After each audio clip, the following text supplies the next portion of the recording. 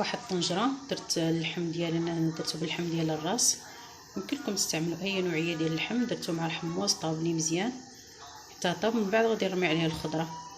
هنا انا نقيت الخضره ديالي، درت القرعه، درت البطاطا، خيزو، اللفت، مطيشه حبه كبيره قطعت على 3 طريفات ديال القرعه الحمراء. وهنا عندي المكور كندير له انا شويه ديال الابزار بحال هكا، وعاد كنرميه كنرميه في الطنجره ديالي.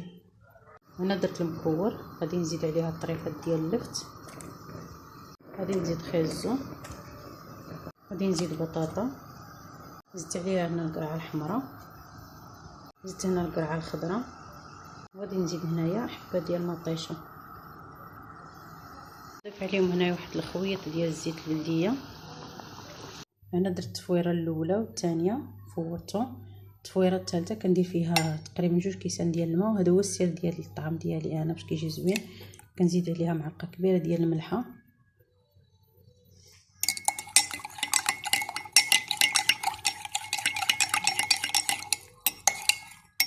خلطها مزيان حتى كيذوب لي هاد الملحه. وبها باش كنسقي الطعام ديالي التفويره الثالثه.